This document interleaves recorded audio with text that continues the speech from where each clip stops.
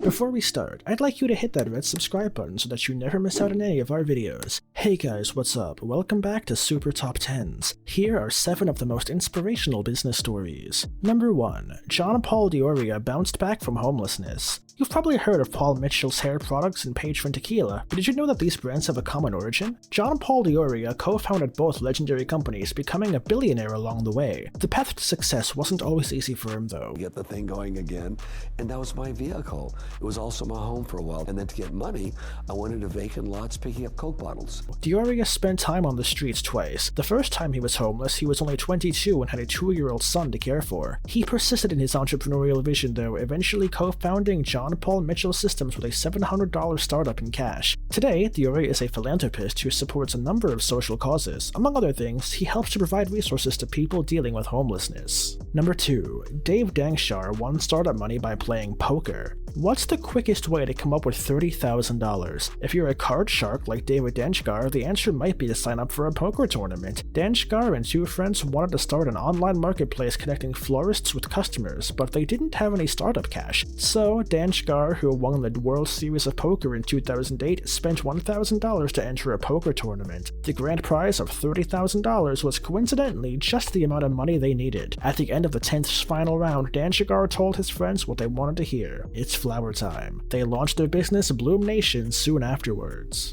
Number 3. Seth Priestbach took dedication to a new level while barefoot. You need to be the guy who can go out and the phrase we use is reality distortion. You need to build a reality distortion field in which you have a great company. Not you're building a great company, but you have a great company. In 2011, SCVNGR, a social app similar to Foursquare, was a $100 million company with a rather non-traditional CEO. Founder Seth Priestbach, self-described chief ninja of the company, was 22 at the time, and he had a habit of eschewing footwear at the office. He also sported a bright office shirt every day and rarely went home from work, preferring to sleep in his office. Priestbach transformed SCVNGR into a mobile payments platform called Level Up in 2010, but kept his title of Chief Ninja and his signature orange shirt. Number 4. Kevin Plank. Using money he made selling flowers in college, as well as a combination of business loans, credit cards, and other savings, the newly graduated Plank managed to devise a prototype for a football jersey that absorbed sweat, running his fledgling business out of his grandmother's house in Georgetown. Settling on the name Under Armour, the Maryland native then utilized his contacts in the college football scene to get his products vital exposure. It wasn't until 1999, however, when Plank used the company's entire budget to take out an advertisement in ESPN magazine that his luck truly changed. Thanks to the ad, NFL teams and athletes began buying Under Armour products in bulk, resulting in over $1 million in sales. The company has since continued to grow, branching out into several markets and establishing itself as a prominent sportswear provider to some of the biggest sports teams in the world. Plank is still a CEO and currently oversees a 20,000-strong workforce as well as a $5 billion worth of annual revenue.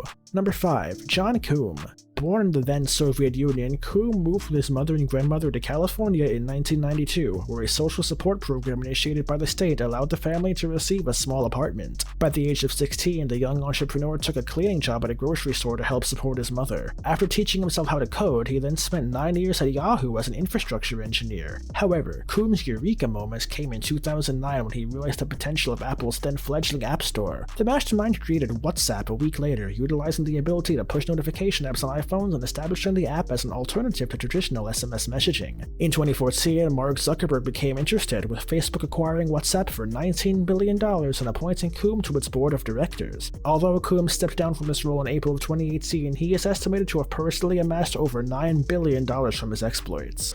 We think of our product as a very basic utility. Number 6. Pierre Omidyar. After spending most of his 20s fitting between various software development gigs, Paris-born Omidyar began working on a simple buyer-to-buyer auction website in 1995, naming it Auction Web and initially using it to sell off his own unwanted possessions. As he then realized the potential demand for seemingly useless products though, the site began to grow. Over the next few years, the number of transactions began taking place on the site started to rise uncontrollably, with Omidyar incorporating his project and subsequently rebranding it to eBay. The company was publicly offered in 1998, making Omidyar a billionaire overnight. As of 2018, his personal net worth is estimated to be over $11 billion. eBay is still hugely profitable and continues to be a success too, although Omidyar has since founded a number of other enterprises. He's also a renowned philanthropist and has served as an executive producer on several Hollywood film productions. Number 7. Richard Branson. No list of startup inspiration stories would be complete without the inclusion of Richard Branson, who has seemingly tried his hand at every possible line of investments across his last 40 years. Not bad for a man who performed poorly at school, was diagnosed with dyslexia, and then bestowed the unfortunate title of Virgin on his first enterprise. Luckily, that first venture was the highly profitable importing and reselling of music records during the 1960s, alongside the management of popular student magazine. As a result, Branson was able to open a dedicated store in London in 1971. He used the profits from this project to establish Virgin Records, working with many of the artists that he'd previously interviewed for students, such as the Rolling Stones. This brings us to the end of our video. I hope you enjoyed it. Hit like if you did, and don't forget to subscribe to our channel so that you can stay up to date on all our future videos. Also, watch the 2 videos that are currently on your screen, because I'm sure you'll love them. And with that, I'll see you in the next video.